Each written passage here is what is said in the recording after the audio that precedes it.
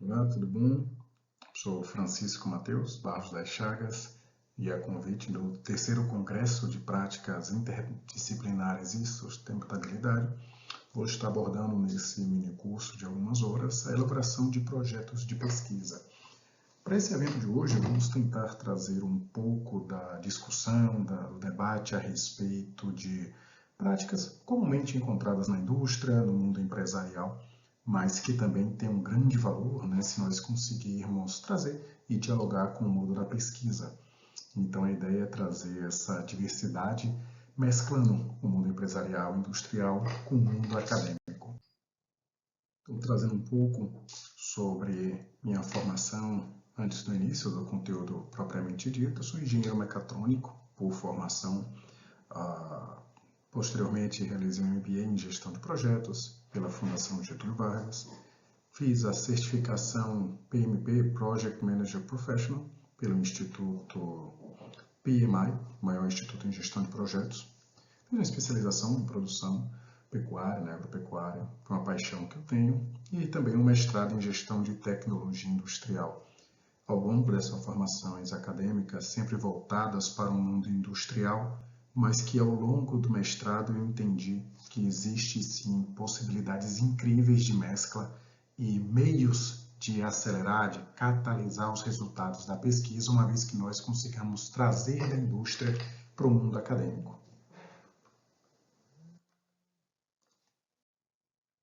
E complementando as formações, as capacitações, teve muita bagagem profissional, onde tive minha carreira iniciada no grupo Ford Motor Company, na parte de engenharia e desenvolvimento de produto. Posteriormente, ingressei ao grupo Nestlé pelo programa Trainee de Aceleração de Jovens Gerentes, onde posteriormente fui direcionado para o mundo de projetos de engenharia.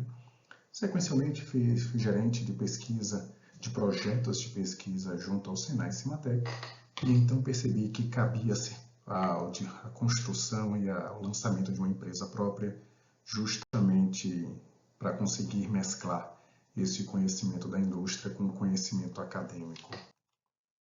E atualmente, dentro dessa atividade, consultoria em gestão de projetos, programas e implantação dos escritórios de projeto, chamados de PMO, Project Manager Office, e aí mesclando um pouco como pesquisador acadêmico na área de empreendedorismo e inovação, e mentorando aí profissionais e acadêmicos que queiram ingressar nesse mundo da gestão, do empreendedorismo.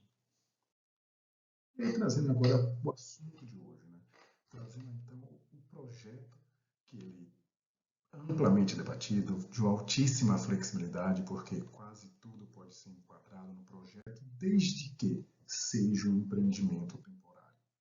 Existem características ao redor do que define um projeto, independente do âmbito acadêmico, do âmbito da pesquisa, do âmbito empresarial, do âmbito industrial, do âmbito pessoal, mas o que temos que atentar-nos para conseguirmos caracterizar como projeto é que seja um empreendimento temporário, que seja um esforço com data de início e término. Ele pode sim ter sua data postergada, reajustada, realinhada, mas ele é finito, ele tem um momento de término. Ele tem o objetivo de criar um produto, um serviço, um resultado único.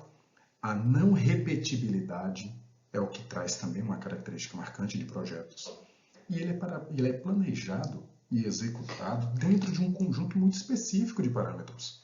Eles horas restringem, horas orientam, horas torteiam, mas conjuntamente ele representa um esforço temporário, criando um resultado único, em que eu tenho condições, ou deveria ter, de criticar, de parametrizar, de ter quantitativamente ou qualitativamente meios de aferir que ele foi cumprido, ele atendeu o que foi inicialmente planejado, idealizado. E ele geralmente é conduzido ou apoiado por uma equipe multidisciplinar. Dificilmente nós temos um indivíduo que consiga unicamente, sozinho, exclusivamente, conduzir o projeto inteiro. Ele relaciona-se, ele busca, ele interage com outros de modo realmente que o resultado aconteça. Então, as características de projeto são temporário, único, dentro de critérios específicos e multidisciplinar. E aí, nesse meio do mundo do projeto, existem diversas organizações, algumas mais voltadas para planejamentos, construção de ideias de ordenação mais robusta, que são os projetos tradicionais liderados pelo PMI, entre outros como o IPMA, que aí traz o Prince 2, a ISO, e outra vertente que aborda mais projetos com uma dinamicidade maior, com a flexibilidade, com a adaptabilidade maior, que aí entram as metodologias ágeis, como a Scrum, como a Agile. E claro que cabe às duas aplicações. Existe uma mescla, uma vertente de aproximar momentos em que é mais interessante as metodologias tradicionais para que hajam planos mais robustos, e existem momentos do projeto que demandem uma dinâmica mais ágil, que aí precisa-se dessa adaptabilidade maior. Mas tudo cabe, tudo depende do cenário em que vai ser enfrentado. E nesse meio nós temos a inovação, né? Que a inovação, ela muito associada à pesquisa científica, muito associada a essa vanguarda tecnológica, se caracteriza pela introdução bem-sucedida de uma ideia em um produto, um processo, um serviço, um negócio, um valor gerado para indivíduos, organizações ou a sociedade como um todo.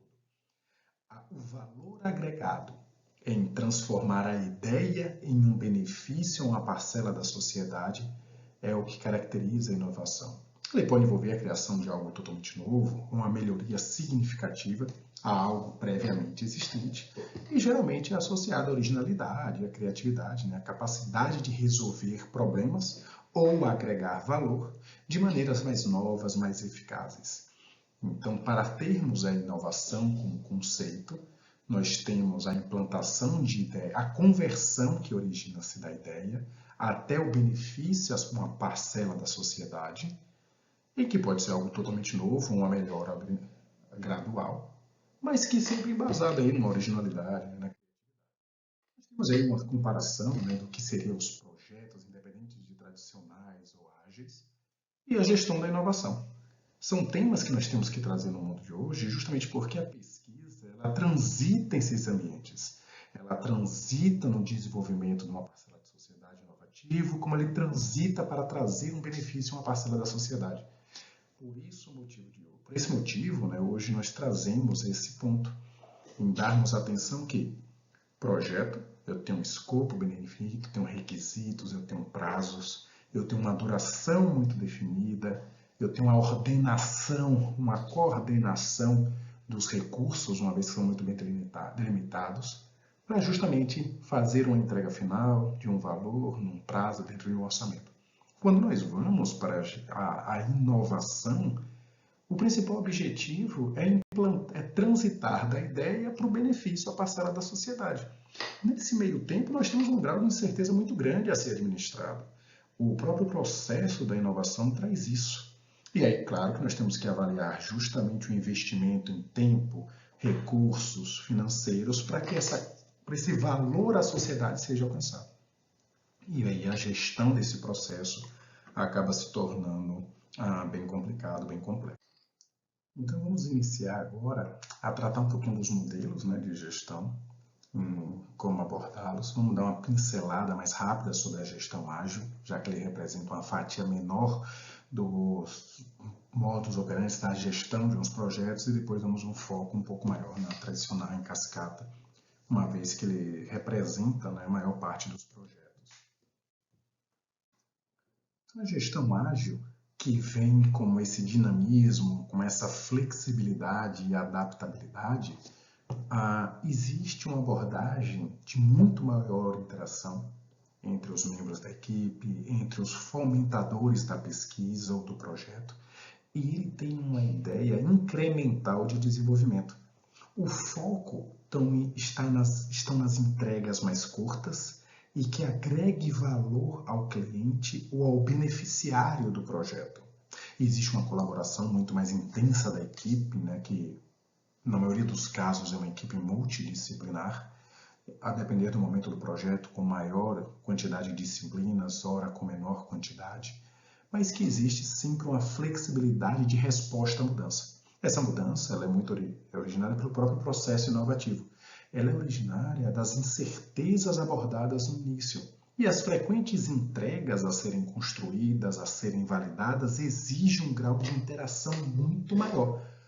Logo, a gestão ágil ela é muito mais intensa no quesito gestão da comunicação ao longo de todo o ciclo do projeto.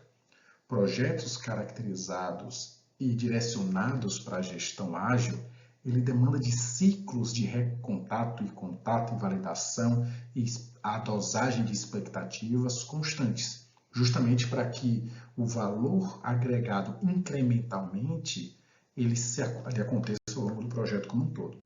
Quando nós vamos para a gestão tradicional, também chamada de gestão cascata, existe um momento inicial muito mais intenso de diálogo, muito mais intenso de alinhamento, justamente para formular todo o plano do projeto. E uma vez que esse plano do projeto seja acordado e acertado, ele passa para uma autonomia de exercício do projeto muito mais intensa da própria equipe do projeto, sem demandar dos clientes, sem demandar tanto dos fomentadores do projeto. E nesse momento em que nós temos esse planejamento concluído, partindo-se para a execução, a equipe do projeto, tendo esse planejamento robusto, esse planejamento pesado e denso, ele vai para a execução, uma vez que a expectativa é que projetos que vão para metodologias em cascata, eles são muito mais previsíveis. Então, ele permite que esse planejamento pesado seja feito, e uma vez feito, é seguir o plano. Dificilmente acontecem desvios, e uma vez que aconteçam, pontualmente gerenciamento de mudanças, realinhamentos são feitos, mas num grau muito menor, numa frequência muito menor do que os projetos preconizados pelas metodologias ágeis. Mas é importante frisar que, independente de seguir por metodologia ágil ou por metodologia em cascata, os projetos eles seguem de um modo quase que empírico, né, de um modo subjetivo aí, ele parte do início do projeto, com os primeiros contatos, os primeiros alinhamentos. Eles avançam, então, para a organização, a preparação de planos, e uma vez que esses planos sejam validados, aí parte para a execução, controles, um monitoramento se as coisas estão acontecendo conforme planejadas, e aí, conforme vai se terminando os pedaços do projeto, encerramentos graduais vão sendo feitos, por fase, por etapa, por área, até que ao término ele seja, na sua totalidade, encerrado. Essa ideia, né, de início, plano, execução, monitoramentos, controles e ajustes e, por fim, encerramento, para projetos de menor complexidade, para projetos que não tenham muitas subdivisões, ele acontece de uma forma mais fluida. Mas na maioria dos projetos não é isso que vemos. Na maioria dos projetos nós temos ciclos de sobreposição. Claro que não todo o projeto, mas nós temos uma fase de iniciação mais pesada, onde o planejamento ele tem um pico, sim, de trabalho, mas ele pode ser replanejado quase que ao longo do projeto inteiro. Os controles são realizados constantemente, do início do projeto até seu término, e a execução ela começa tão logo parte do plano seja feita. Mesmo que não seja o plano completo, mas existem atividades e execuções que começam.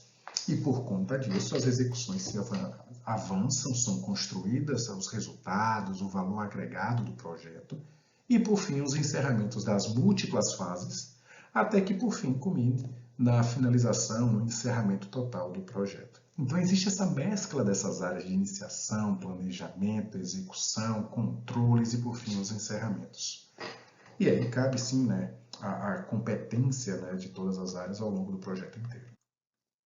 Mas o que nós trazemos aqui também, para deixar muito claro, é que projeto é único, projeto é temporário, projeto ele visa os requisitos entregue, ele difere do ciclo de vida de produto. Aqui nós trouxemos um recorte justamente para trazer o quão diferente é. O projeto ele trata justamente do recorte após a avaliação do plano de negócios até antes das operações. Porque uma vez que se torne operacional, né, operável, ele se torna cíclico, ele se torna repetitivo.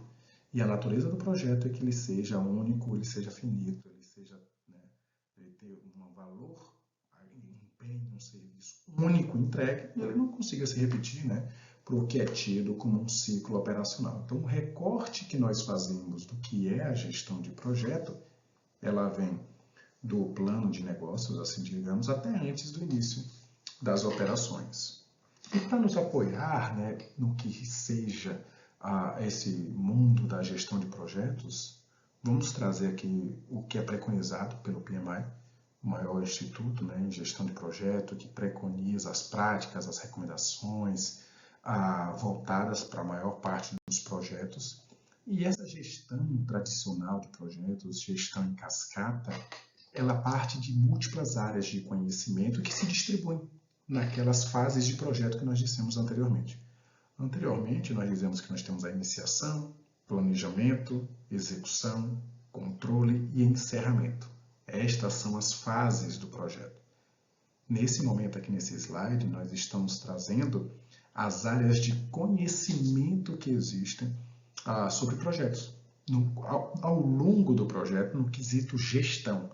Então, nós temos o escopo, tempo, riscos, aquisições, custos, recursos, comunicação, partes interessadas, qualidades e integração.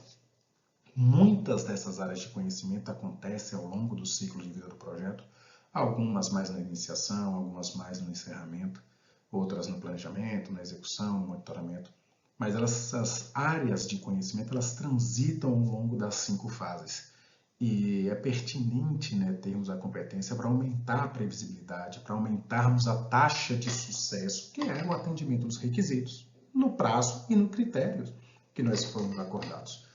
Mas muitas das vezes é complexo, é difícil, não é da natureza, né? Não é do grupo de trabalho que está ali conduzindo a pesquisa, que está conduzindo a investigação, né? O processo inovativo, o projeto em questão. Por conta disso, nós vamos fazer um recorte do que é chamado então de tripé da gestão de projeto. O tripé da gestão de projeto ele é associado ao mínimo necessário para que o projeto tenha sucesso. Uma vez que nós tenhamos recursos limitados, que nós temos tempo limitado e precisamos focar, vamos focar no que seja primordial. E o que é primordial são esses 3 elementos: escopo, tempo e custo. Esse tripé, essas 3 áreas, elas estão associadas ao escopo, trazendo o que será entregue pelo projeto. Tempo, quando será entregue e de que forma em termos de atividades e quanto custará, seja pelos recursos humanos, seja por prestadores de serviços, ou até para assegurar financeiramente que as coisas aconteçam, incorporando mais atividades, a redução de riscos, mas sem ter aquela complexidade da gestão de risco todo. Então, uma vez que nós não consigamos dar atenção a tudo e precisemos focar em algumas áreas, estas 3 não podem faltar. No momento de escassez de recursos, nós precisamos dar atenção a escopo, tendo a plena clareza do que faz parte do projeto, assim como o que não faz parte, nós vamos discutir um pouquinho disso mais para frente. A gestão do tempo, em como esse escopo será construído e assegurado, né, quais são as atividades, quando acontece, como se relacionam, e quanto custará para que cada atividade seja realizada e, ao término do projeto, seja-se entregue, então, o valor agregado esperado dentro dos requisitos no prazo em que acordamos. Nós não tenhamos recursos suficientes para atender todas as áreas de conhecimento, precisamos dar foco. Foco no tripé da gestão, representado aqui, então, pelo escopo, pela gestão do tempo e pela gestão dos custos. Então, vamos começar, né, pelo primeiro elemento da gestão de projetos, nas áreas de competência, no tripé, então, focando na gestão do escopo. Ela envolve o mapeamento das partes interessadas, que são todos os envolvidos, seja interno do projeto, ou seja interno da organização, ou seja externo à organização, mas fazendo parte da sociedade de interação. A identificação dos objetivos, o que o projeto almeja entregar, quais são os requisitos que devem ser atendidos para que consideremos que o projeto foi um sucesso, esses requisitos tanto para exercício do projeto, quanto para o produto bem gerado, né, ao término deste, deixar muito bem delineado o que é o escopo do projeto e também o que não é escopo. É interessantíssimo como energia e recursos são investidos para deixarmos claro o que é escopo e não tenhamos o mesmo afinco e energia investido para deixar claro o que não é escopo. Frisarmos as restrições para a execução desse projeto como um todo, a estrutura analítica de projeto, que é a AP, que é a subdivisão do escopo delineado, né, em pacotes menores, que nós consigamos administrar, colocar responsável, quebrar em tarefas que irão compor o cronograma. E, por fim, ter o que é chamado de pacote de trabalho e os seus critérios de aceite, justamente esse pedacinho da estrutura analítica do projeto, né, do escopo do projeto. Mas começo, né? O escopo, o que seria então? O escopo ele refere-se ao conjunto de entregas especificadas que estão definidos para um projeto específico. No nosso caso de pesquisa, nós temos que deixar muito bem claro desde o início o que nós almejamos entregar nessa pesquisa, qual é o resultado que nós almejamos ter e pelo que a sociedade ou o fomentador do projeto tem o direito de nos cobrar. Então, nós tentamos, dentro dessa disciplina do escopo, trazer a clareza, né? Trazer a superfície do conhecimento, o que será esperado da equipe do projeto ao término do projeto. Para isso, as duas ferramentas principais são os termos de abertura e a estrutura analítica de projetos, chamada de AP. Nós vamos estar construindo esses documentos nos próximos slides, mas tentamos, ao início do projeto, trazer o que seria o termo de abertura, quais são os acordos iniciais no momento da iniciação e, ao término do planejamento e ao longo do monitoramento e controle, deixarmos claro como o escopo criado ou acordado no termo de abertura, ele é melhor detalhado, melhor fragmentado em pedaços que eu possa passar responsáveis, ter um cronograma específico, ter um grupo de tarefas e conseguir, inclusive, validá-lo.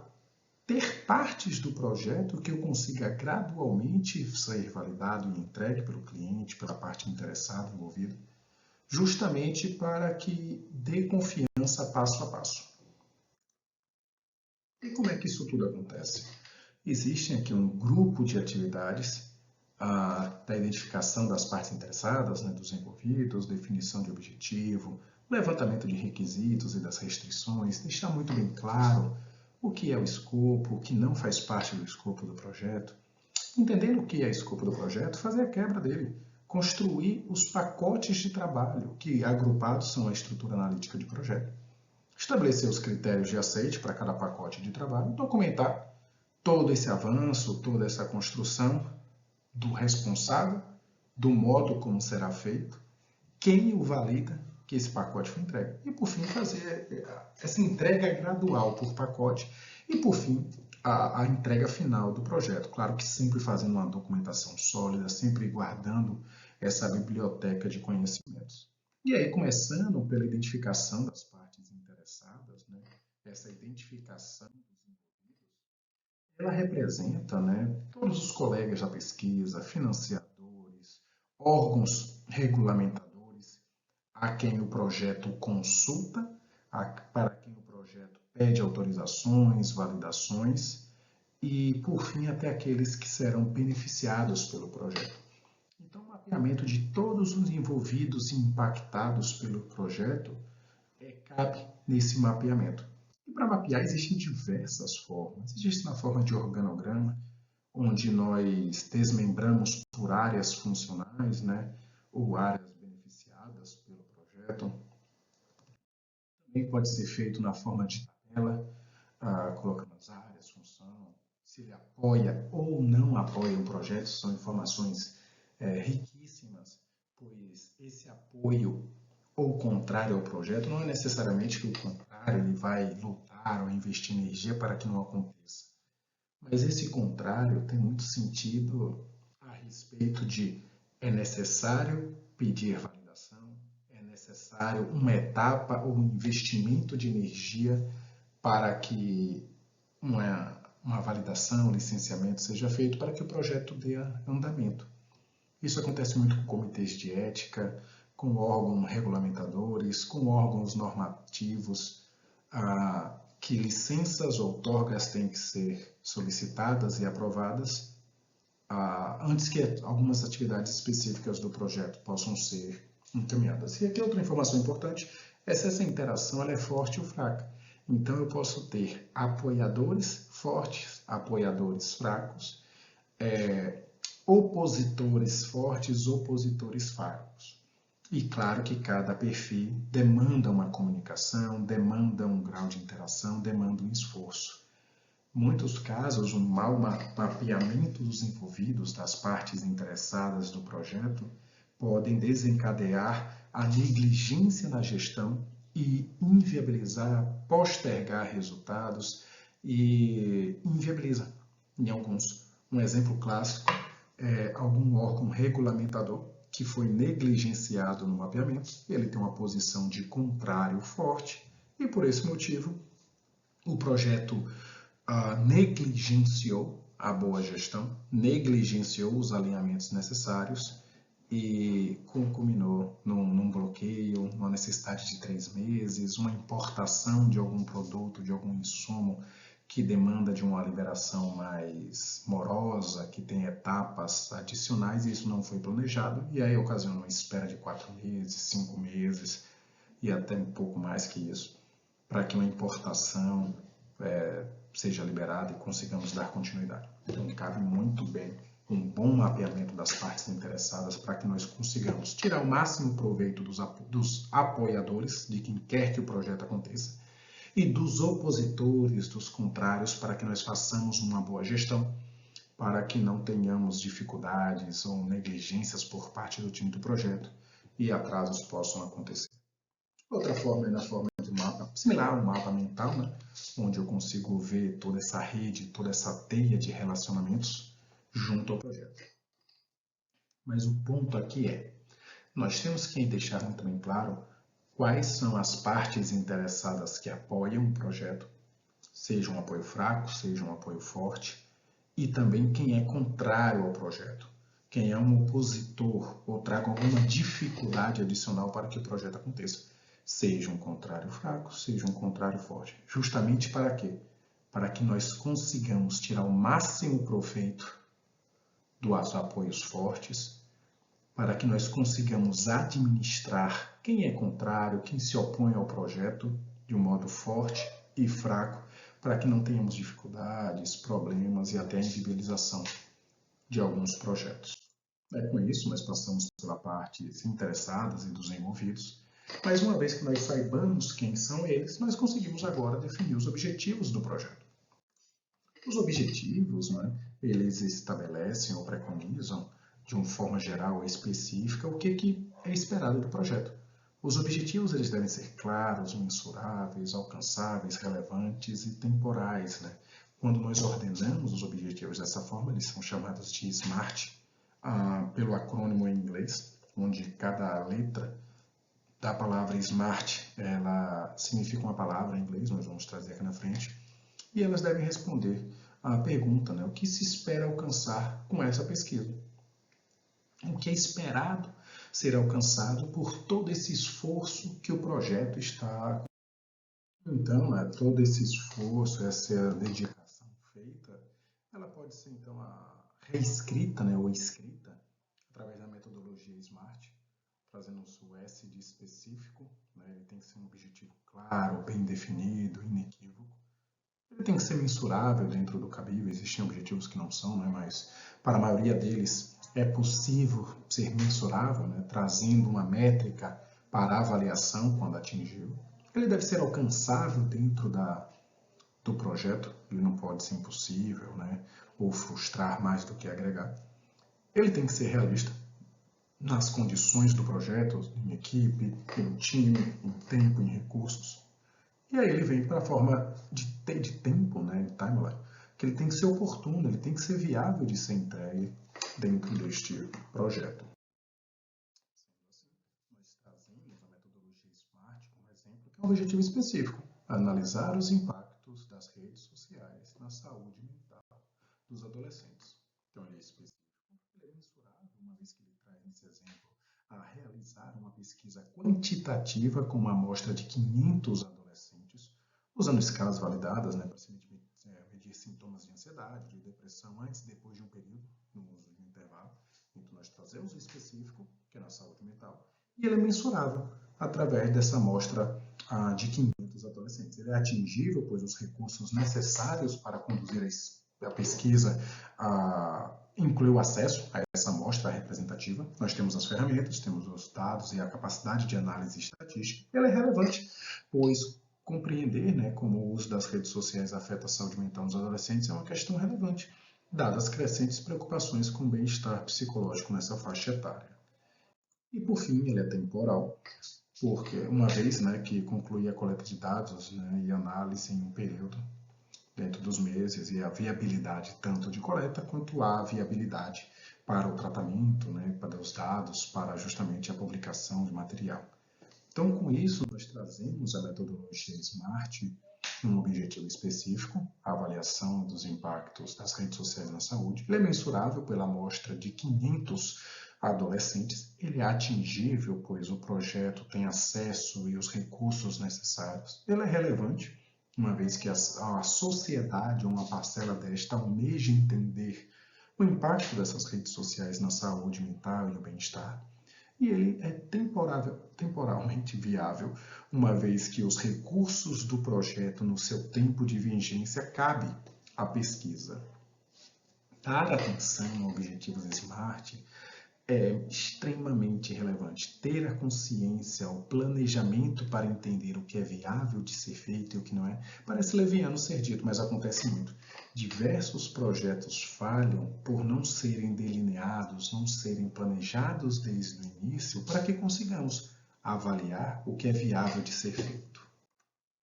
E uma vez que nós saibamos os objetivos e as partes interessadas, nós temos condições de entender o que eles querem. O que essa sociedade anseia por ter ou ser beneficiada. E aí nós vamos começar a construção dos requisitos e restrições, né? Sendo que requisitos são condições essenciais que devem ser atendidas para que o projeto de pesquisa seja realizado com sucesso. O atendimento dos requisitos reflete, ao atendê-los, a sociedade, os avaliadores sentirão-se satisfeitos, mas não só por eles, pois as restrições são outros elementos. Os requisitos é o que espera-se ter, e as restrições é o que não pode acontecer em prol do sucesso. Ele dá um limite do que isso acontecerá. Então, são limites ou condições que são impostas ao projeto de pesquisa. Ele influencia como suas atividades, como os escopos, como os resultados serão alcançados. Como exemplo de requisitos, né, o projeto deve empregar uma metodologia de pesquisa apropriada para a questão, né, seja qualitativa ou quantitativa. Como restrição, ele tem que proteger o bem-estar dos participantes e garantir a integridade da pesquisa.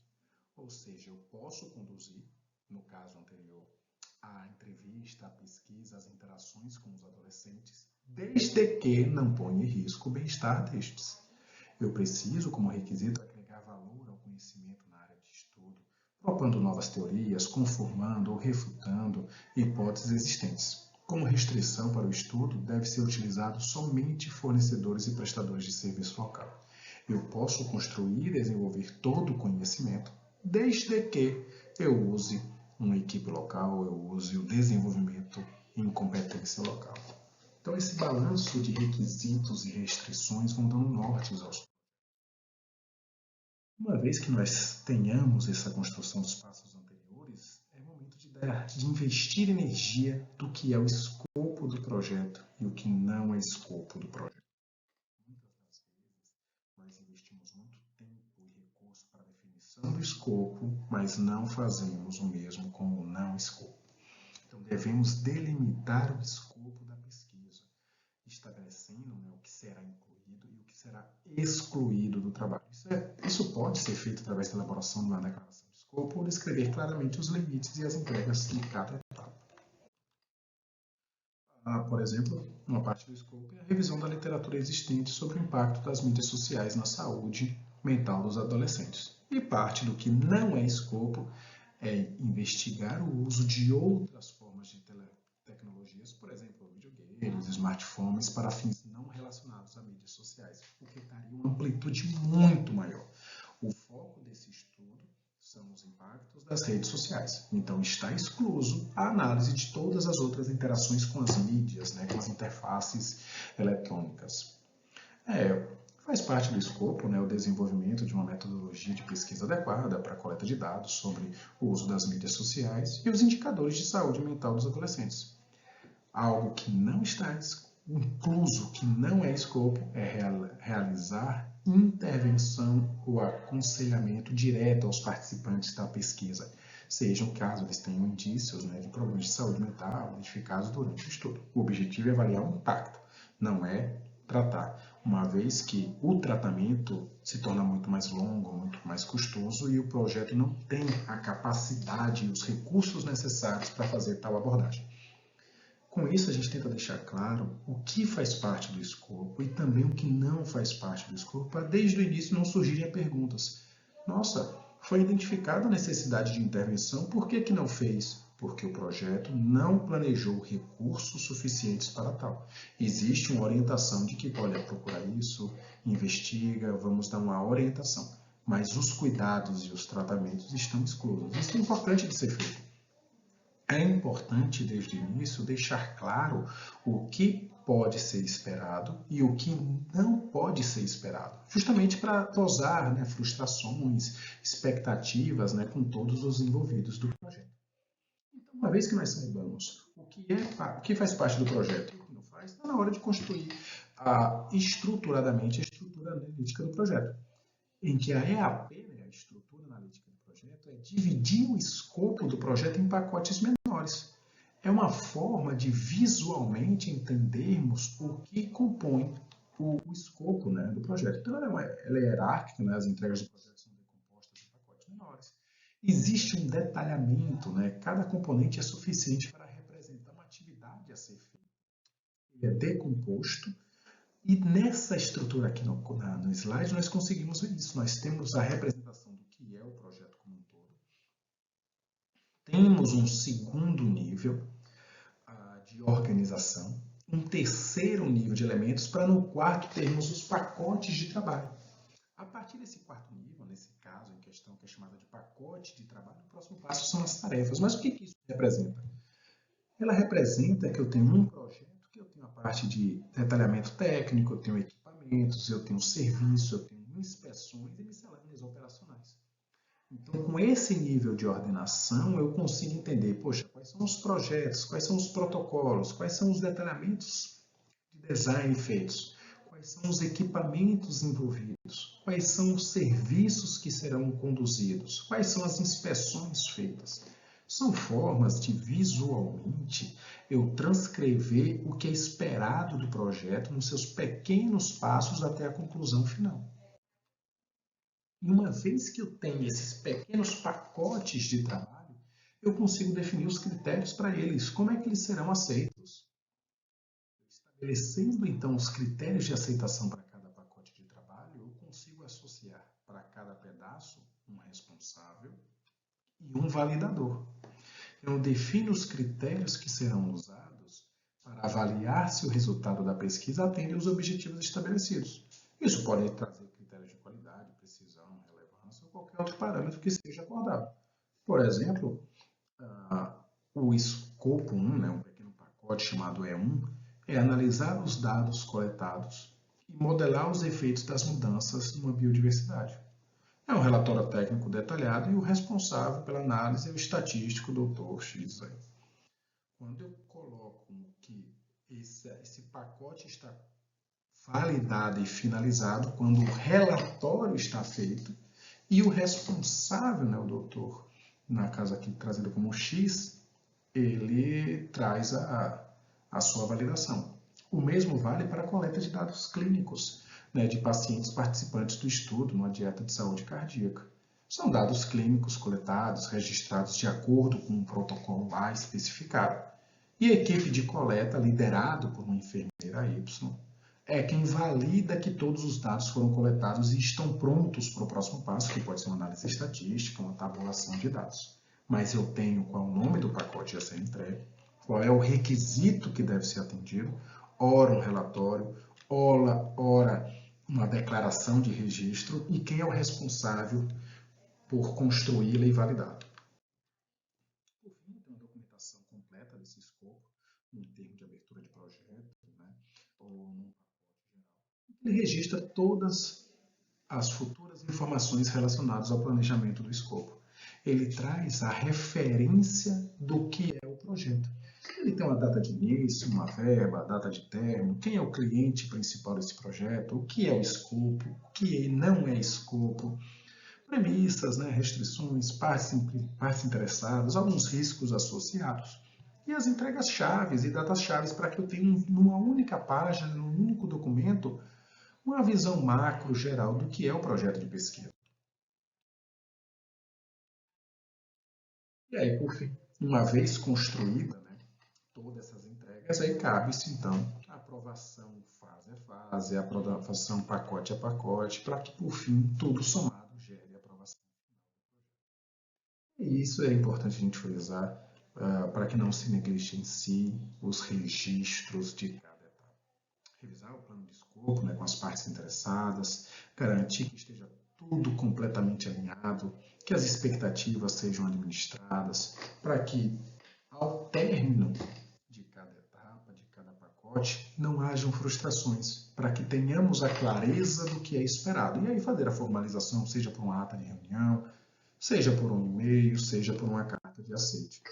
Com isso, nós conseguimos ter uma boa, uma saudável gestão do escopo, que representa a maior área de conhecimento, identificando as partes interessadas, definindo objetivos, levantando os requisitos que devem ser atendidos, as restrições do que não pode ser feito ou transposto, definindo claramente o que é o escopo do projeto, alinhando o que não é escopo para evitar frustrações e não ter expectativas indevidas, deixar claro o que é esperado, né?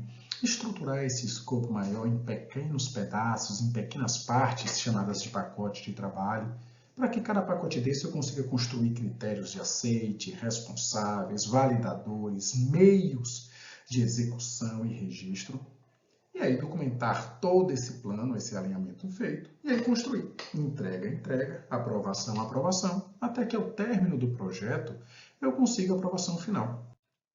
E a gestão do escopo, ela finda com os critérios de pacote de trabalho e os aceites de cada pacote. Então, das partes interessadas, objetivos, requisitos, escopos e não escopo, restrições, estrutura analítica de projeto.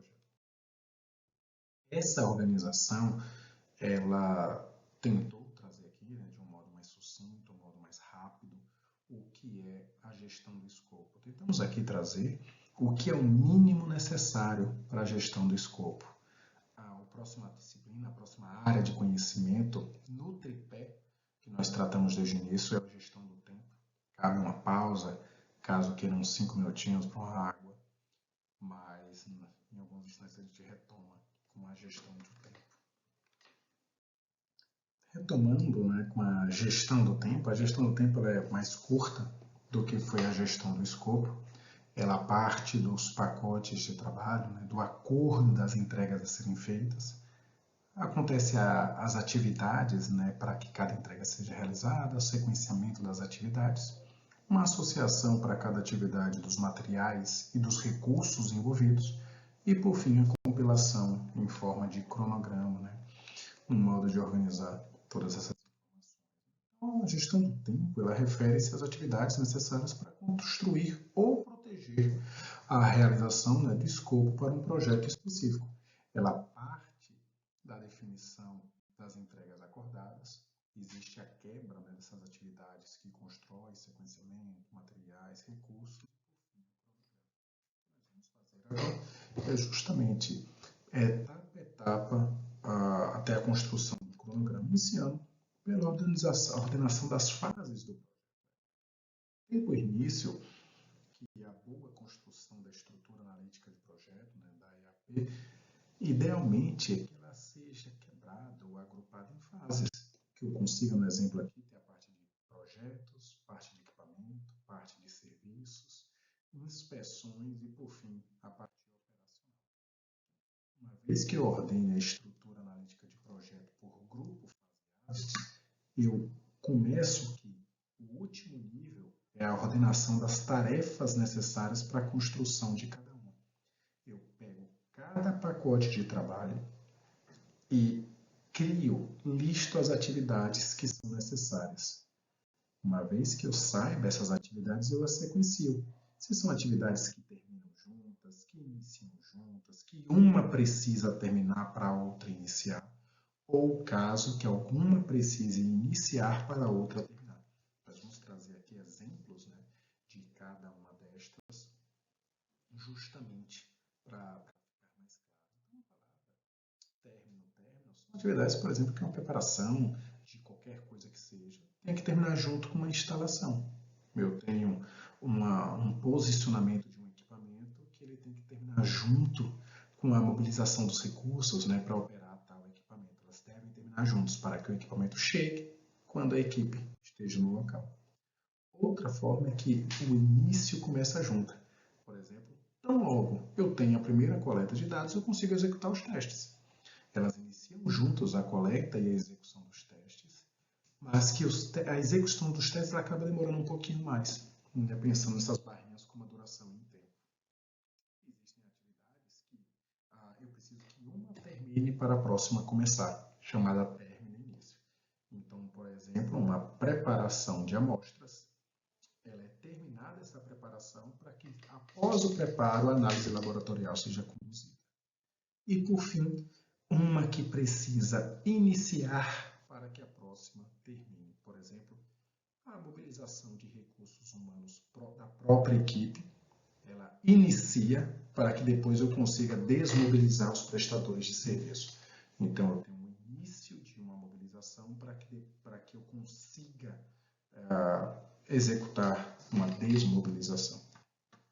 De modo bem rápido, não é o foco, a gestão do tempo aqui, mas para quem tem maior interesse, existem ferramentas, softwares de apoio, como o Microsoft Project, Project Libre, o Trello com algumas limitações e o Gantt, mais recentemente, né, no final de 2023, apresentado pelo Google. E uma vez que eu tenho, então, essas atividades, execuções a serem realizadas, eu tenho a oportunidade de associar materiais ou recursos para cada uma destas. Então, inicialmente, nós fazemos a associação dos materiais, né, justamente o que é necessário para a execução de uma atividade. E, da mesma forma, os recursos humanos, prestadores de serviços, licenças, os itens necessários para que ele ocorra. Então, para cada atividade, eu associo o responsável, o material, e da mesma forma o recurso. Isso para que eu comece a ordenar formas financeiras para recursos humanos, porque apesar de ser recursos humanos próprios, mas nós temos que monetizar, nós temos que transformar em financeiro para entender o esforço financeiro para cada ação. E por fim, a compilação geral de um cronograma, né, quando sequenciamos todas essas atividades. É claro que existe diversos níveis de visão, nós falamos uma visão mais micro, dia a dia do que tem que ser feito, agrupamentos por semana, e uma visão mais estratégica, que foi o caso de 2018 e 2019, quando nós, de um modo macro, vemos como está sendo feito a execução do projeto, quais são as atividades críticas, e aí existem diversas formas de visualização. Gestão do tempo bem mais curtinha, bem mais prática, bem mais usual, mas que a prática desta, né, traz oportunidades de como melhor fazê-lo. Por fim, do tripé, a gestão de custos, que visa garantir a verba, monitorar as despesas, né, para viabilizar que tenhamos os recursos financeiros necessários para executar o projeto.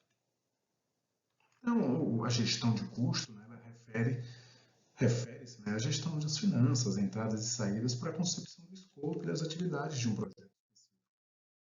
Parte, então, do que foi detalhado, idealmente durante o cronograma, na lista de recursos, na lista de materiais, para que façamos um plano de desembolso. Vamos falar um pouquinho sobre modos de visualização, o que eu recomendo é a curva S, financeira, e fazendo um paralelo à curva S de desembolsos e compromissos, nós temos um plano de entradas de verba para construir o fluxo de caixa. Então, nós partimos da lista de recursos, das listas de materiais, né, do plano de desembolso, curva S de compromisso e realizado, vamos tratar esses dois termos mais para frente, um plano de entradas e do fluxo de caixa. Então, o primeiro ponto são listar os custos, né?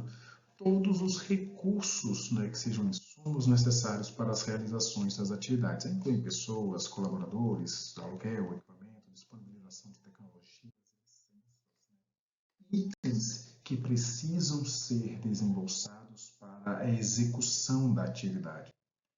Da mesma forma que nós temos os recursos para executar, nós temos materiais a consumir, né? Podem ser equipamentos, maquinários, né, EPI, insumos, reagentes, ferramentas, consumíveis, que devem ser monetizados em quantitativos e custos unitários para que nós saibamos. Isso para construirmos um bom plano de desembolso, um bom plano de aquisições. Em que esse plano ele contempla itens, verba, categorias, fornecedor, orçamento, pedidos, datas, notas fiscais, data de entrega, data de pagamento, a gestão financeira com dados, né, que podem ser posteriormente estratificados. Então, isso parte como, esse foi um exemplo do agro, de um evento sobre sustentabilidade, em que nós trouxemos sementes, arame, trator, aluguel. Mas o ponto aqui é termos a verba que foi disponibilizada, categoria do item, quem é o fornecedor, quanto custou, a data de emissão do pedido e a data de pagamento. Justamente para que nós, sabendo quanto custou, data de pedido e data de pagamento, conseguimos construir as próximas duas curvas. Existem duas curvas S que eu recomendo construir, que uma é relacionada à emissão dos pedidos e outra é a realização dos pagamentos. Isso para que nós tenhamos o acompanhamento das datas em que os acordos com fornecedores foram firmados, uma vez que nós sabemos que nem todo item comprado é de entrega imediata.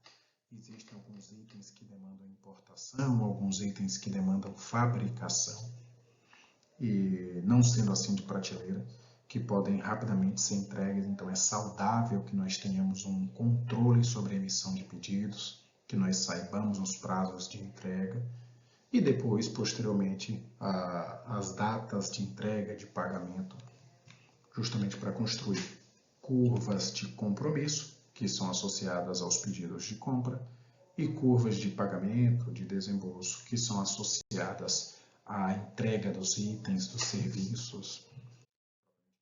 Então, com isso, nós conseguimos construir as curvas, né?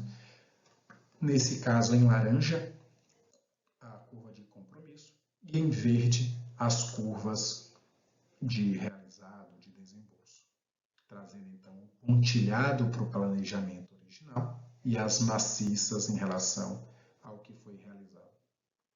Nesse exemplo aqui no slide, nós conseguimos ver um descolamento do planejado de emissão de pedidos para o que foi realmente aconteceu com os acordos com o fornecedor, pensando em valor monetário na vertical e em tempo na horizontal. Nós conseguimos aqui esse descolamento do planejado no pontilhado para o realizado, sendo traduzido então em um atraso na emissão dos pedidos. A realização financeira está mais próxima e esse descolamento entre as duas é representado pelo prazo de entrega, né? Muito provavelmente esse pico, esse aqui, está associado à entrega. Nesse caso, um atraso de uma emissão de um pedido mais severo, onde nós temos um descolamento bem mais agressivo aqui, demonstrando uma. Em consequência, né, dos planos de desembolso em pagamento, nós temos que associá-los a um plano de entrada de verba. E existem pesquisas que o repasse de verba é todo no início do projeto. Existem elementos que são baseados em entregas, existem elementos que são semestrais, anuais, mas o importante é que nós tenhamos um plano de repasse de verba. Que nós saibamos qual mês é esperado que a verba chegue, qual é o valor, qual vai ser o acumulado. Justamente para que, com um plano de repasse de verbas, nós consigamos fazer um paralelo com um plano de desembolsos, com um plano de saída, para então avaliarmos dentro das saídas em vermelho e dos verdes, se o projeto ele está de um modo saudável, se ele está com saldo positivo, se ele está com saldo negativo. É basicamente o balanço, né, das despesas e das um modo de visualização um pouco mais específico, a gestão financeira, mas faz parte da pesquisa, não só do que o projeto almeja entregar, mas como ele é planejado para entrega, com a gestão do tempo e também quanto irá custar. Com isso, nós fechamos o que é o tripé da gestão de projeto, né? Escopo, tempo e custo.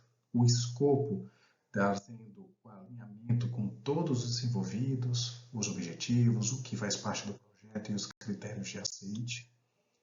Na gestão de tempo, sabendo se as entregas a serem feitas, como elas são desmembradas em atividades, quais são os recursos e materiais associados. E uma vez que nós saibamos quais são os recursos e materiais associados, como se planeja comprá-los, pagá-los, fazendo-se então um fluxo de caixa junto com o plano de entradas do projeto. Com isso, nós fechamos, né, o que é o tripé da gestão de projeto, com escopo, tempo e custo. Né, escopo defendendo o que precisa ser entregue ou planejado ser entregue. Tempo, como espera-se que seja entregue, os custos associados. Temos aqui rapidamente uma proposta de gestão visual, uma gestão à vista para que consigamos olhar os múltiplos projetos, avaliando as EAPs, os cronogramas macros e a gestão de custos de cada um, sempre comparando o planejado contra o realizado. De alguns exemplos de EAPs e de cronogramas, mas nós gostaríamos de deixar claro que tivemos nesse momento o foco sobre o tripé da gestão de projeto, focado em escopo, tempo e custo, mas que existem outras disciplinas como aquisições, risco, comunicação, recurso, partes interessadas, qualidade, integração de tudo, que cabe sim uma profundidade maior, que cabe um aprofundamento e busca de conhecimento, dado a relevância do tema. Para isso, eu deixo a recomendação de dois multiplicadores e nomes de referência na área, que é o Mário Trentin e o Ricardo Vargas, que são profissionais de exímia excelência na área de gestão de projetos, são multiplicadores de conhecimento. Por isso a gente encerra o ponto gestão de projetos e aí vamos falar um pouquinho da inovação.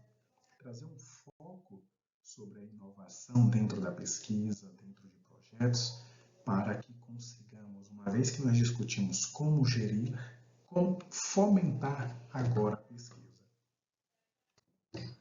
Então, essa categorização, né, do que é a gestão da inovação, ela parte da originalidade, uma criatividade, o ponto de disruptura, né, do comum. Ele tem um foco no valor futuro. A gestão da inovação ela visa agregar algo que ainda não temos hoje.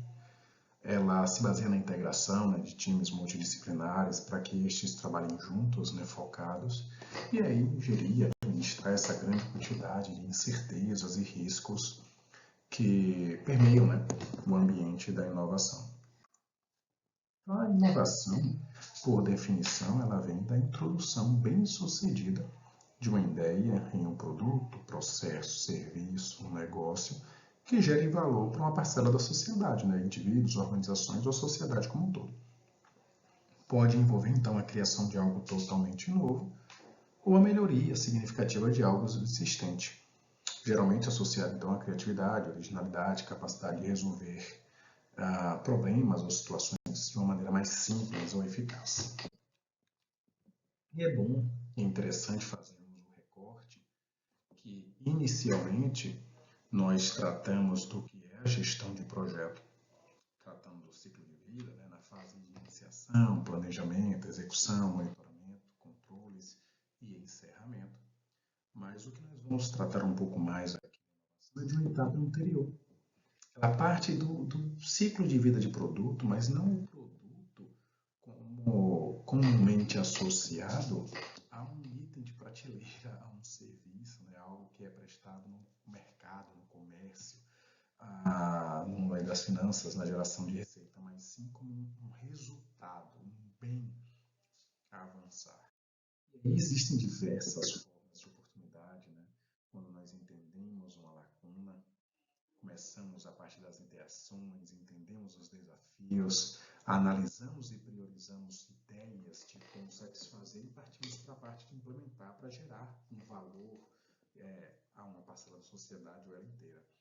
Mas é interessante aqui perceber que existem diversas formas de apresentação desse conceito, da demanda, ideias, seleções e priorizações, identificação de conceitos, projetos, protocolações preliminares, sempre deixando algumas possibilidades por fora até que chegamos a um projeto detalhado, executivo, uma protocolação bem definida, para então fazermos os lançamentos ou as postas em prática. Isso vai do amadurecimento do conhecimento. Ele parte de uma pesquisa básica, onde vai amadurecendo através da pesquisa aplicada, nos põe identificando conceitos a serem avaliados, verifico elementos, componentes que compõem a solução final, fazemos as verificações destas separadamente e, por fim, fazemos as avaliações completas do sistema inteiro.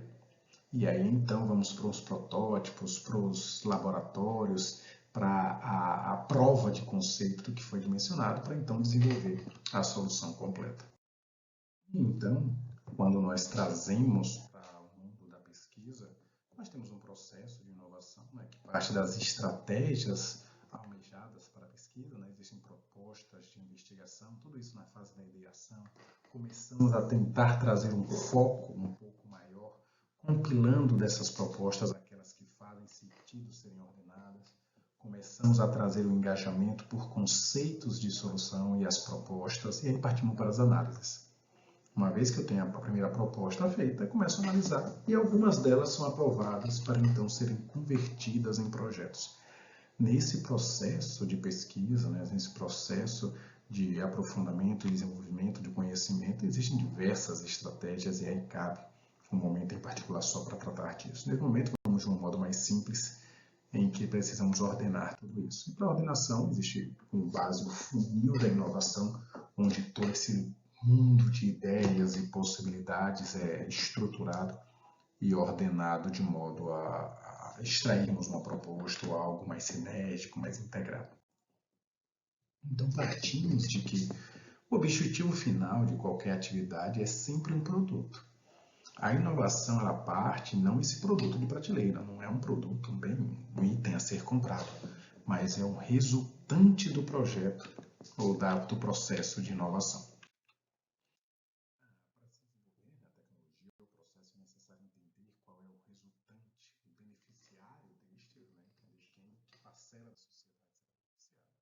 Para então, entendendo quem é essa parcela da sociedade, quais são as necessidades, as dores, os desejos que essa parcela deseja obter. É importante frisar que, em alguns casos, eles podem nem saber. Em alguns casos, é tão disruptivo que o avanço inovador, produto da pesquisa, pode ser algo inesperado, né, maravilhoso, ao ponto de não termos essa prévia consciência. Então, é interessante também associar que o valor que existe a essa inovação entregue ou proposta, mesmo que seja ganho de tempo, melhora na qualidade de vida, melhora na saúde, é importante, é interessante monetizar para o mundo, né, que nós podemos fazer associações. É importante frisar que a simplificação é a mãe da inovação. E os stakeholders, as partes interessadas do projeto, são atores no processo de desenvolvimento. Nós temos que contatá-los, que conhecê-los, para que consigamos interagir com eles e, passo a passo, avançar. A coordenação de todo esse fluxo, nós vamos tentar trazer aqui esses 9 passos, 10 passos, passando pela demanda, pelo planejamento, pela etapa informacional, conceitual, marco de validações dos conceitos e, quando necessário, desenvolvimento de alguma tecnologia, protocolo, conhecimento. Uma construção preliminar, detalhada, um protótipo que é um método de validação em ambiente controlado e, por fim, o projeto que aí parte depois para o que nós conversamos na primeira 1 hora do dia de hoje.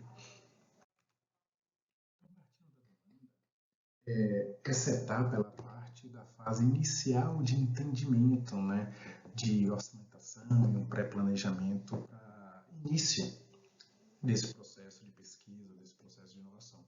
É uma etapa de acordos, sejam de contratos, fomentos, em que ocorre o entendimento da demanda, orientada pelo ciclo de vida de produto, da inovação ou da pesquisa, mesmo que o acordo seja de desenvolvimento parcial. Muitas das vezes, o grau de incerteza é tão grande que nós não podemos nos comprometer com resultados, pois resultados finais, tá? Uma vez que as incertezas são tamanhas que ele precisa iniciar o processo, que cabe a pesquisa, que cabe a investigação, para que esse próximo passo seja base para um próximo acordo e um próximo acordo. Então, ele está feito por ondas. Por isso que é necessário, em alguns casos, acordos parciais, com renovações, ampliações, caso se confirmem algumas incertezas. E aceitar que nas fases iniciais do processo de inovação, de pesquisa, há incertezas. Existe o difícil entendimento completo das dificuldades para o desenvolvimento. E isso tem que ser compartilhado. Estar no mundo da inovação, fazer parte do mundo da pesquisa, é lidar constantemente com as incertezas. E aí cabe atenção. Existem gaps, existem lacunas tecnológicas que podem ocorrer em qualquer fase do desenvolvimento. Em muitos casos, durante o processo da pesquisa, nem tudo é sabido. Não é um processo de engenhar, de protocolar, de se basear 100% em normas. Existem muitos casos que é desenvolvimento mesmo. E esses gaps tecnológicos, essas lacunas tecnológicas, têm que ser transpostas. E é importante ter essa consciência. E isso, na fase de planejamento, nós vamos trazer aqui um ponto que é a alocação do líder da inovação. O líder da pesquisa. O gestor que vai arquitetar tudo para mapear as partes interessadas, mapear os stakeholders, como foi dito na gestão de escopo. Só que agora nós trazemos o mapeamento das competências associadas à inovação. Os desafios, as tecnologias, as complexidades que nós temos que transpor, traz para nós um mapeamento de competências, de habilidades, para que nós busquemos os recursos humanos, os colegas, os colaboradores que vão preencher essas competências demandadas para construir o planejamento inicial. E aí sim, tendo a base, o time necessário, ou o plano de contratação para o que não consigamos preencher, firmar os acordos, contratos, compromissos. Como dito, uma vez que nós tenhamos os líderes, cabe o mapeamento das habilidades e competências, registrar as demandas que precisam, avaliar cada integrante quanto à sua condição, avaliar as possibilidades, planejar as ações para o time para controlar o progresso. A MHC, a Matriz de Habilidades e Competências, é uma avaliação do que a pesquisa exige, as análises estatísticas, coleta de dados, gestão de banco, controles, e que colaboradores, quais colegas trarão para o time essas habilidades e competências. É um cruzamento do que a pesquisa exige, do que a inovação exige, do que o projeto exige, e quais integrantes da equipe, prestadores de serviço, colegas, parcerias, trarão essas habilidades e competências para preenchê-las. E aí fazemos um paralelo. Nesse momento, cabe um aprofundamento grande, algumas horas, 1 horinha aí de dedicação que nós não temos no dia de hoje, mas cabe uma avaliação gestora e técnica sobre as competências e as habilidades que precisamos ter para classificá-las. Uma vez que nós saibamos um planejamento inicial de habilidades e competências e que time fará, nós vamos construir as informações do projeto. É entender, né, no ciclo de vida do produto, do ciclo de vida da pesquisa, as necessidades dos clientes, né, dessa parcela da sociedade e quais são os requisitos que o produto do projeto, né, da inovação tem que atender. Aí existem os relatórios de revisão da literatura, patentes existentes, mapeamentos, priorização de requisitos, para que, para que tenhamos um norte, né, do que precisa se ter de funcionalidade e que requisito atender. Quando nós partimos das informações necessárias para desenvolver os conceitos, cabe-se então gerar conceitos de princípios de funcionamento para que o produto tenha e justamente conceber propostas de solução. Mapear tecnologias que são possíveis de serem associadas, identificar gaps ou lacunas tecnológicas que ainda precisem de desenvolvimento ou até ajuste para uma nova realidade, e aí construir uma proposta de solução. Essa etapa inicial parte-se da demanda, um planejamento de competências, em pesquisa da literatura, patentes existentes, conceitos de solução para o problema ou para o valor agregado, ele é altamente interativo com os clientes. Ele tem uma alta interação com a fatia da sociedade, ou o registro, né, do que ela almeja ser beneficiada, que dores precisam ser sanadas, para que nós tenhamos a completa proposta em conceito que vai vir a solucionar. Para então, esse grupo parceiro representativo da sociedade valida esse conceito. É um cruzamento. É registrar as possibilidades de soluções, priorizar quais desta melhor atendem. Caso não seja relevante, né, replanejar acordos ou possibilidades, avaliar impactos na proposta inicial, selecionar soluções, né, com as partes interessadas, com os clientes e ajustar. Por isso, da constante alinhamento e realinhamento com os clientes. Durante o processo de inovação, durante o projeto da pesquisa, há a possibilidade de que nem todo acordo seja possível de ser entregue. Por isso é necessário entender se é viável acordos mais curtos, de um horizonte mais próximo, com entregas mais curtas e renovações e adicionais. Quando não é possível, claro que nós estendemos e abraçamos um grau de incerteza maior, mas é saudável que tenhamos essa consciência de que acordos e reacordos são necessários. Mas cabe aqui também que, em alguns projetos da pesquisa, novas tecnologias precisam ser desenvolvidas. E quando essas pesquisas, quando esses desenvolvimentos são necessários, nós temos que buscar ferramentas. Né? Como propor rodadas ou ciclos para o desenvolvimento tecnológico? Identificar e construir formas de validação, né? Construir provas de conceito, realizar ciclos de teste, buscar desenvolvimentos pontuais, todos para cobrir. Aqui nós vemos, nessa etapa de marcos de validação de conceito e desenvolvimento de tecnologia, nós temos um pequeno ciclo de desenvolvimento que o PDCA pode ajudar. Numa fase de planejamento, de identificação, existe o ponto de identificação do problema, né, evidências e quantificação, quando possível, observação, né, ou busca de evidências para propostas, análises e coleta de dados, confirmações do problema a ser solucionado e, por fim, a ordenação num plano de ação. Né, e aqui trazemos a ferramenta do 5W2H, que são acrônimos, né, essas iniciais de palavras em inglês, que traduzidas num plano de controle, num plano de ação, se trata do que fazer, por que fazê-lo, onde será feito, quem é o responsável, qual é a data, quando será entregue, qual é o procedimento, qual é o protocolo e quanto custará.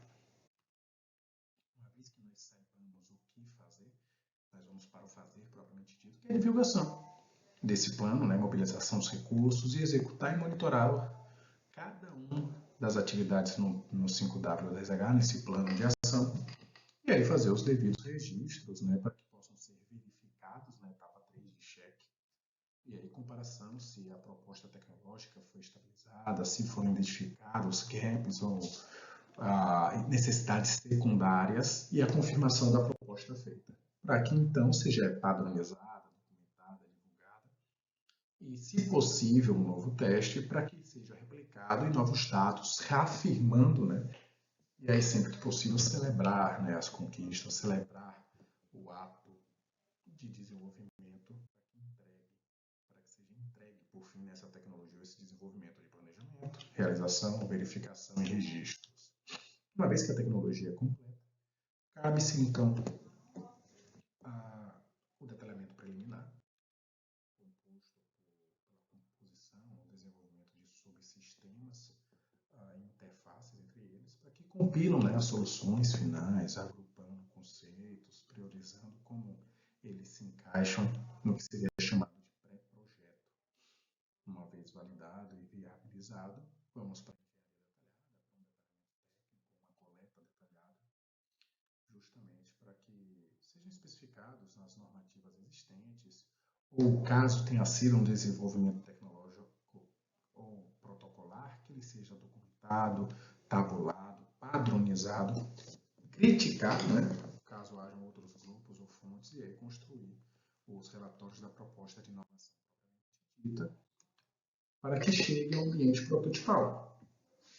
O ambiente prototipal, ou teste de campo controlado, onde nós temos aí um ambiente monitorado, onde esse protótipo, esse laboratório teste, ele permite a condução de testes funcionais para ajustes e avaliações de desempenho para que avance. E aí, uma vez que se mostre que esse protótipo é válido e relevante, ele parte então para o projeto de dados, né, finalizado, validando as partes interessadas, e aí segue-se para a engenharia. Finalizando aí o que seria, né, um projeto da fase de ideação, com desenvolvimento tecnológicos e as validações. O ponto é que esse plano de negócio, essa etapa de ideação, ela precede a fase de projeto. Mas que cabe sim essa associação, inovação com ciclo de vida, onde as incertezas que existem nos ciclos da inovação não permitem que a gestão tradicional seja feita. O que foi dito no início do dia de hoje é que a fase de inovação, a fase exige, né, tantas mudanças, tantos contatos, tantas reavaliações, que as gestões de projeto tradicionais não comportam. E é por conta disso que nós trazemos um pouco da gestão ágil, que é uma gestão muito mais voltada para o dinamismo, para as incertezas que são comumente visualizadas na gestão da inovação. Existem diversas metodologias como Agile, Scrum, que lideram, mas existe o Lean Development, Crystal, DSDM, Extreme Programming e Adaptive Software Development, que são algumas técnicas, mas que nós vamos focar aqui para o Agile e para o Scrum, que são mais versáteis, são mais disseminadas. E elas têm um foco incremental. Elas têm um foco em entregas curtas, dada a incerteza do ambiente em que estão. Elas são baseadas em alinhamentos, realinhamentos, ciclicamente feitos. E elas são consequentes aí de uma flexibilização de resposta. Um ciclo de metodologia ágil, ele parte de um backlog, de um conjunto de entregas que planejam-se ser feitas, o desmembramento de cada pacote em atividades menores, que são monitoradas diariamente e nos ciclos mensais, a cada 2 semanas ou a cada 2 meses, são agrupadas e apresentadas ao cliente, a um validador, a um representante do cliente, para que ele critique e valide, para que o próximo passo seja feito. Por isso essa necessidade de tantos contatos com os validadores, que são muitos consequentes da parte de incertezas. E aí, falando um pouquinho do que representa esse grupo de entregados, são os planejamentos de valor a ser entregue ao cliente, cliente num prazo de curta duração. E é delimitado até onde é possível fazer um planejamento e acordos. A complexidade e o grau de incerteza é que vai definir a quantidade de contratos. Uma vez que nós saibamos o pacote de trabalho que nós vamos tratar, nós vamos fazer um desmembramento desse pedaço, passar para o time. E aí nós vamos vir para pequenos ciclos de entrega. A metodologia preconiza para tarefas de até 15 dias de duração, para que nós consigamos semanalmente monitorar avanços. E com ciclos de 30 dias, agrupar entregas ou momentos de contato com o cliente para que nós apresentemos. Diariamente, nós fazemos reuniões, 15 minutos, 30 minutos, com 3 perguntas. O que foi realizado de ontem até hoje? Quais problemas foram enfrentados? E em que está trabalhando para amanhã? Rápido, sucinto, para termos a clareza, dinamismo e, se está tudo em ordem, que flua e a entrega seja feita. Uma vez que seja viável, faça um grupo de entregas, o agrupamento das tarefas, para que sejam atualizados aos clientes, apresentados os avanços e o próximo pacote seja apresentado. Isso funciona muito para interface gráfica, muito para a área de software, muito para a área de pesquisa, onde testes laboratoriais têm que ser feitos e refeitos para que os avanços propriamente ditos sejam verificados. Os times envolvidos são 4, existem múltiplas pessoas, mas agrupados em 4 categorias, onde existem representantes do cliente, que vão quem define as funcionalidades, quem valida os requisitos, quem prioriza o que é mais necessário. O líder de equipe responsável por apresentar os interesses a todos os envolvidos, define os fundamentos iniciais, é responsável pela lista de requisitos e muito pela comunicação com os clientes. O gestor de equipe, também chamado de master, que é responsável pela reunião diária, pelas reuniões mensais, ele traduz o requisito do cliente em metas para a equipe e faz acordos quando necessário. E o time responsável por construir, por conceber as funcionalidades. Nós temos falado muito aqui de funcionalidade, autogestão, uma vez que é complexo trazer quais componentes ou elementos trazem o valor agregado. Então, esses ciclos repetitivos de interação é o que traz a mescla, né, esse potencial. Hoje foi um dia intenso de informação, de pinceladas de conceitos, em que nós, nessa 1h30, tentamos trazer o que é a gestão de projetos mesclada com inovação, mesclada com gestão ágil. São muitas informações apresentadas em que é muito mais um fomento à busca, é muito mais uma apresentação de possibilidades do que o aprofundamento propriamente dito. Eu agradeço o momento de hoje, foi um momento intenso e rápido nesse tempo que me foi disponibilizado e eu deixo meus contatos para futuros contatos, fica no e-mail da empresa, no Instagram, o GFB Mentor, e eu agradeço mais uma vez o terceiro Congresso Nacional de Práticas Interdisciplinares e Sustentabilidade, em que tentamos trazer um pouco a gestão de projetos aplicada ao mundo da pesquisa. Obrigado.